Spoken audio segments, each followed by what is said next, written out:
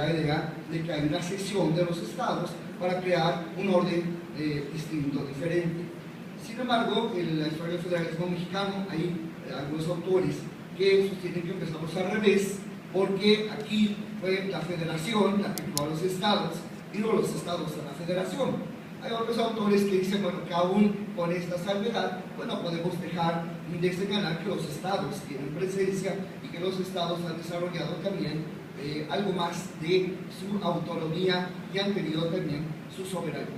Bueno, aparte de todas estas situaciones, también hay que atender al concepto que va muy de la mano del federalismo, que es la soberanía. Recordemos también que Gabriel Ferraioli hablaba de la crisis de las soberanías nacionales y Gustavo Sanpeversky también hablaba de esta soberanía dominical, lo que nos lleva a que hoy en día este federalismo que parte de la base cuando uno hay dos órdenes, el federal y el estatal, que vamos a ver que en México no hay dos, sino se multiplicaron los panes y somos 5. Bueno, aparte de esto, lo interesante es, insisto, en que aparte de estos dos órdenes, pues tenemos un nuevo orden supranacional. Estamos sometidos a dos cortes internacionales y entonces eso nos lleva a un triple análisis: análisis de legalidad, análisis de constitucionalidad y análisis de convencionalidad. Y esto pues, arma un cóctel muy bonito, como ya quienes me han antecedido, en una sola palabra lo han mencionado. Bien, ¿pero qué es el federalismo judicial? Bueno, si nosotros seguimos a Víctor Manuel Collier, nos van a decir que podemos entender al federalismo judicial en 3 aspectos. En primer lugar, debemos de entender el federalismo como establecer el federalismo judicial, el que los estados tengan tribunales de casación para que todas aquellas violaciones que sean a sus leyes locales queden ahí. Esto, pero ya ha sido superado porque no implica protección de constitucionalismo y protección de derechos humanos. Una segunda vertiente de lo que debe de entenderse por federalismo judicial es partido de la base de la supremacía constitucional, que precisamente haya la posibilidad de que haya un control difuso por parte de los jueces locales. Es decir, que haya una participación de los jueces locales en la interpretación de la Constitución. Este es un segundo escenario. Y un tercer escenario sería proteger la Constitución, pero ¿cuál Constitución? Evidentemente la Constitución federal no, porque esto lo llevaría al segundo escenario. No, proteger la Constitución estatal, proteger la Constitución local. Es decir, entender por un federalismo judicial la posibilidad de que los estados puedan precisamente defender su constitución local, que tengan mecanismos locales de protección. Bien, ¿cuáles son las condiciones para un federalismo judicial efectivo? Bueno, evidentemente, pues, para que pueda competir, podamos decir que tenemos dar la mayoría de edad, que ya mencionaban también por los ponentes, fortalecer a los poderes judiciales estatales, poderlos dotar de instrumentos de justicia constitucional local y sobre todo, ¿por qué no decirlo?, un amparo local, y que las cuestiones relativas a la aplicación e interpretación de leyes locales terminen en tribunales locales y no terminen federalizados. Para esto se necesitan ciertas condiciones. ¿Qué condiciones?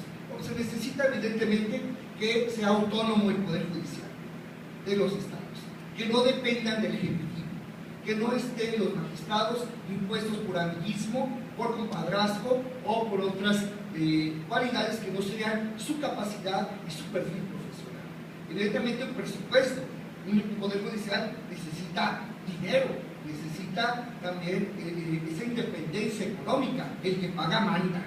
Aquí en el Estado de México, orgullosamente, puedo decir que creo que es el único Estado que tiene esa autonomía, el único, que ya lo aseguró el 2% del presupuesto está asignado al Poder Judicial y eso ya no se mueve, ya no hay que cabildear cada año y estar peleando, estar ahí sujetos a ver si me quiere esta cosa.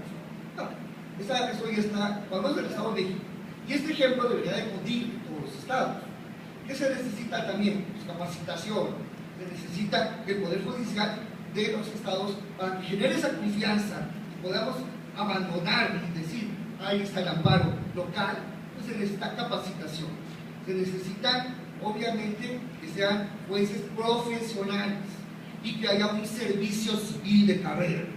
y desafortunadamente el 99.99% es en México, a nivel local, no existe el servicio civil de carrera. Lo más que pueden aspirar es a tener un periodo de duración, que en el Estado de México son 15 años, y pues hasta ahí llegó y hasta ahí duró todo. Entonces, hay muchos magistrados que yo conozco, por ejemplo, que acaban de terminar su encargo, caramba, que tienen mi edad, que tienen 52 años y que tienen toda una vida por delante, y pues ahora tienen que dedicarse a otra cosa porque ya no pueden volver a ser magistrados.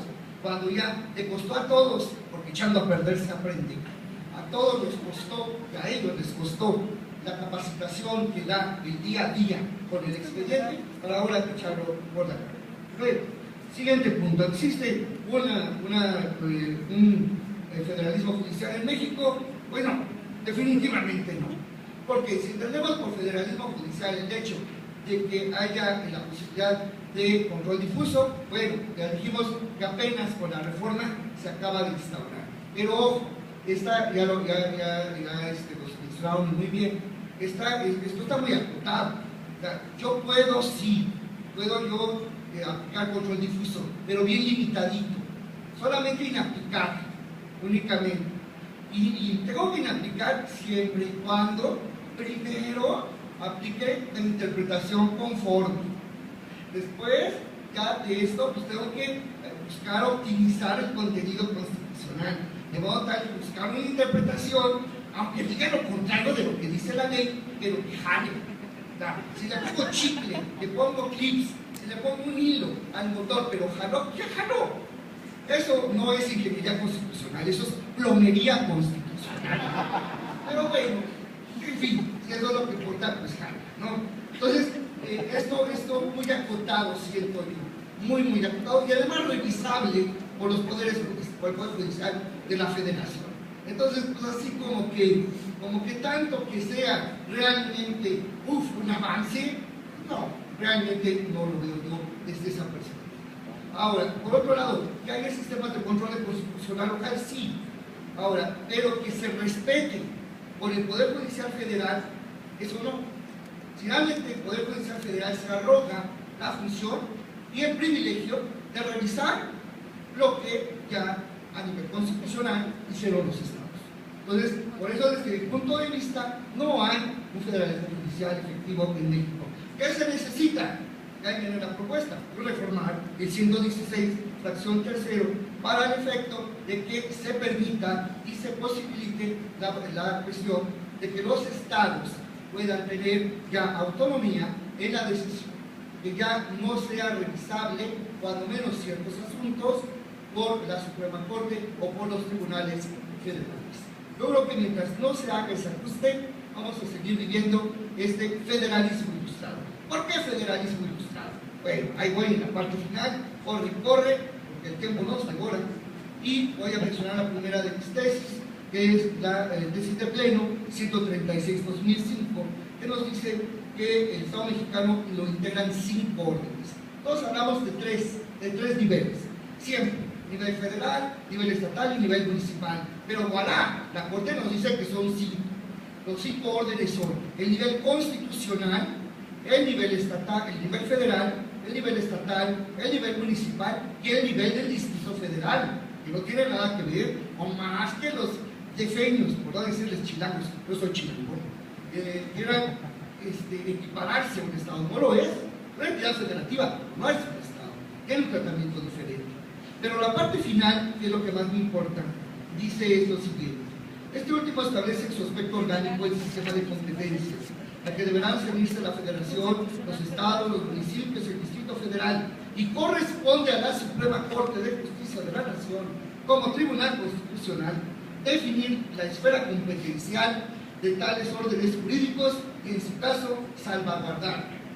O sea, la Constitución reparte, el orden constitucional reparte el sistema de atribución competencial, y yo con la Corte soy el único privilegiado que puedo interpretar y decir quién le corresponde qué y salvaguardar.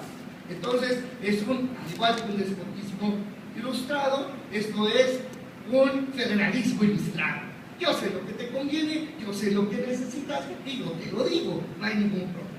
Siguiente bloque de tesis que son precisamente las tesis de pleno, las famosas tesis que son la 7, la 8 y la 9 del 2007 de pleno, donde nos dijeron que hay una jerarquía normativa, en primer lugar, tratados internacionales, segundo, en primer lugar, Constitución, segundo, tratados internacionales, y tercero, leyes generales. Me preocupa lo de leyes generales, porque las leyes generales, que es una excepción precisamente a la distribución de competencias, que se basa en cláusulas constitucionales, donde la Corte, donde la propia Constitución señala cuáles leyes debe expedir el Congreso de la Unión para que distribuyan la esfera competencial, son leyes marco, son leyes reglamentarias. Eso significa una limitación al federalismo, evidentemente. ¿Por qué? Porque constriñe a los legisladores de los estados a escribir las leyes de acuerdo a esas leyes marco. Entonces, finalmente vienen ya las tesis que son ya de la primera época, que son de las 77 a las 70, que son precisamente los que establecen este control de constitucional ex oficio, en el cual precisamente nos señala que hay un control de convencionalidad y un control de constitucionalidad. El control de constitucionalidad lo pueden realizar de modo difuso todos los jueces del país y de modo concentrado en la Suprema Corte. Y por otro lado tenemos un control de convencionalidad difuso para todos los órganos jurisdiccionales y para la propia Corte, y concentrado en cuanto a la Corte Interamericana de Derechos Humanos. Esto es importante porque nos rompe un poquito el esquema de federalismo en cuanto a la cuestión de que nada más sean dos órdenes. No, ahora también hay que voltear hacia arriba. No nada más es lo que diga la Federación, no nada más es lo que diga la Corte, sino también lo que diga la Corte Interamericana y en su momento la Corte Penal Internacional. Y termino con mi último bloque de tesis, que son precisamente las tesis muy interesantes, que es sobre todo la tesis de jurisprudencia, que es la 23-2012, esta tesis que es muy interesante, en donde dice que el control constitucional local es válido establecer un tribunal constitucional y un sistema de medios para exigir la forma de organización de los poderes y la promoción y protección de los derechos humanos en el ámbito estatal. Ya no es una tesis, ya es total y absolutamente una jurisprudencia de pleno que nos establece que precisamente los estados tienen la posibilidad de establecer ya sus tribunales, la posibilidad de hacer justicia constitucional. Finalmente, me quedan creo que un minuto, y me quedan 40 segundos nada más para concluir y decir que estamos en vía de fortalecer el federalismo, pero nos falta mucho. De los 42 kilómetros, 140 metros, ya cruzamos los 140 metros. Muchas gracias.